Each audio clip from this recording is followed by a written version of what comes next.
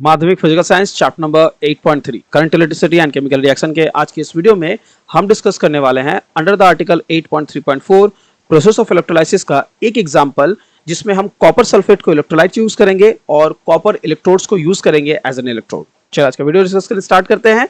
देखते हैं ये इलेक्ट्रोलाइसिस का प्रोसेस कैसा होता है और इस एग्जाम्पल में क्या खास है हमारे जानने के लिए।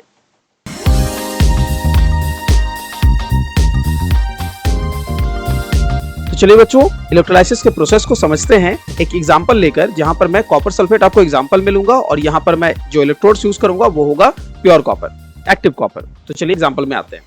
तो देख सकते हैं आप, हमारे पास इलेक्ट्रोलाइसिस ऑफ कॉपर सल्फेट दी जा रही है। आपने पहले भी पिछले वाले वीडियो में भी देखा था कि जब मैंने आप लोगों को एसिडिफाइड वाटर दिया था तो वहां पर वाटर और एसिड था। यहां पर हमारे पास कॉपर सल्फेट का एक्वस सॉल्यूशन है, इसलिए कॉपर सल्फेट के साथ वाटर है। कॉपर सल्फेट के दो मॉलिक्यूल्स जो स्प्लिट होकर आयंस फॉर्म हो रहे हैं वो बन रहे हैं Cu2+ और SO4 2-, जबकि H2O बन रहा है H+ और OH-। तो आपको यहाँ क्लियर दिख रहा है कि हमारे पास Cu2+ और H+ दो पॉजिटिव आयंस बने, जबकि नेगेटिव आयंस में भी हमारे पास SO4 2- और OH- आया। अब आपको पता है, मैंने पिछले क्लास में बताया था कि प्रेफरेंशियल सीरीज को इस्तेमाल की जाएगी और on the basis of the preferential series हम देखेंगे क्या रिएक्शन हो रहा है कैथोड पे और क्या रिएक्शन हो रहा है एनोड पे। तो कैथोड का रिएक्शन सिंपल है, प्रेफरेंशियल सीरीज को याद रखिए। हमारे पास प्रेफरेंशियल सीरीज में यहाँ पर Cu2+ है और H+ है, जिसमें से प्रेफरेंशियल सीरीज कहता है कि कॉपर ज्यादा प्रेफरेंस पाएगा यहाँ पर, इसलिए कॉपर जो है वो आपका कैटायन होने की वजह से कैथोड में जाकर रिएक्ट करेगा। आप देख सकते हैं हमारा कैटायन कौन सा सेलेक्ट हुआ आउट ऑफ द Cu2+ और H+। कैटायन जो हमारा Cu2+ है वो प्रेफरेंशियल सीरीज में हाई होने की वजह से उसे प्रेफरेंस मिली और वो रिएक्ट कर रहा है। कैसे रिएक्ट कर रहा है?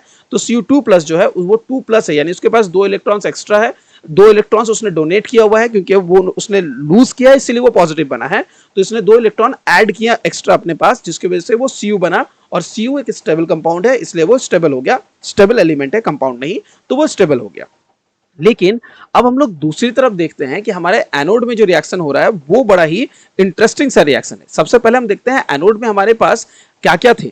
तो हमारे पास एनोड में SO4 2- थे और OH- थे। क्लियर? SO4 2- और OH- में मैंने आपको बताया था कि OH- प्रेफरेंशियल सीरीज में सबसे नीचे आता है, यानी उसका प्रेफरेंस सबसे हाई है। तो OH- ऑब्वियस सी बात है, SO4 और 2- में OH- हमारे डिसोसिएट होकर हमारे एनायंस होने की वजह से एनोड की तरफ जाना चाहिए था। लेकिन हम एनोड का जो रिएक्शन देखते हैं उसमें दिख रहा है हमें कि यहाँ Cu है, कॉपर है। अब क्वेश्चन उठता है यहाँ कॉपर क्यों है? यहाँ हमारे पास एनोड में प्रेफरेंशियल सीरीज के पॉइंट ऑफ व्यू से ऑब्वियस सी बात थी कि यहाँ पर हमारे पास आना चाहिए था, इस Cu की जगह पर हमें चाहिए था हमारा OH-। फिर कॉपर क्यों आया? तो याद रखिए, प्रेफरेंशियल सीरीज में जो हम लोगों ने प्रेफरेंस देखा था, सिर्फ प्रेफरेंस नहीं, कंसंट्रेशन भी एक इंपॉर्टेंट टर्म है। अब देखिए, हम यहाँ जो यूज कर रहे हैं, यहाँ हमारा इलेक्ट्रोड्स जो है वो कॉपर का है, और जो हम इलेक्ट्रोलाइट यूज कर रहे हैं वो है कॉपर सल्फेट, यानी कॉपर का कंसंट्रेशन यहाँ कंपैरेटिवली हाई है। ये एग्जांपल बेसिकली इस फैक्टर को दिखाता है कि आपके प्रेफरेंशियल सीरीज में कोई भी ऊपर कोई भी नीचे हो, आपको ये याद रखना है कि जो प्रेफरेंशियल सीरीज में हाई कंसंट्रेशन कैरी करेगा वो आपके उस जगह पर जाएगा। जैसे एनोड में यहाँ पर कॉपर में कंसंट्रेशन हाई होने की वजह से OH- और SO4- में से कोई नहीं गया, कॉपर गया। अब ये रिएक्शन यहाँ लिखने में थोड़ी गलती हुई है। यहाँ पर जो कॉपर है वो 2 इलेक्ट्रॉन डोनेट करके Cu2+ बना है। ये रिएक्शन थोड़ा ठीक कर लीजिएगा।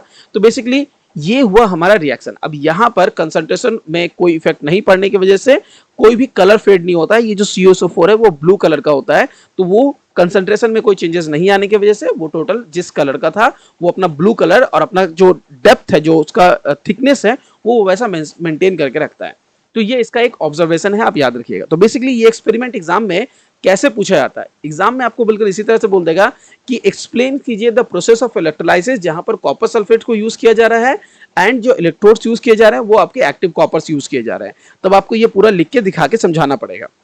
इस तरह के क्वेश्चंस WB में बहुत कम पूछे जाते हैं, बट फिर भी जान लेना चाहिए आपको, क्योंकि मुझे ऐसा लगता है कि इस तरह के क्वेश्चंस की अपनी वैल्यू है। इस तरह के क्वेश्चंस भी एग्जामिनेशन के पॉइंट ऑफ व्यू से पूछे जाने चाहिए। वैसे WB उतना ज्यादा इन पर फोकस नहीं करता है। जनरली वो जो क्वेश्चन पे फोकस करता है वो इन टाइप के क्वेश्चन है जो हम लोग अपने आने वाले क्लासेस में देखेंगे। हम अगले क्लास में मिलने वाले हैं एप्लीकेशन ऑफ इलेक्ट्रोलाइसिस को डिस्कस करते हुए। एप्लीकेशंस मेनली 3 हैं, इलेक्ट्रोप्लेटिंग, एक्सट्रैक्शन और इलेक्ट्रो रिफाइनिंग। इन तीनों को डिटेल्स में डिस्कस करेंगे आने वाले वीडियोस में। तो चलिए आज का वीडियो यहाँ कंप्लीट करते हैं, मिलते हैं अगले वीडियो में जहां पर हम एप्लीकेशन इलेक्ट्रोप्लेटिंग को डिस्कस करेंगे। Thank you everyone, see you in the next video.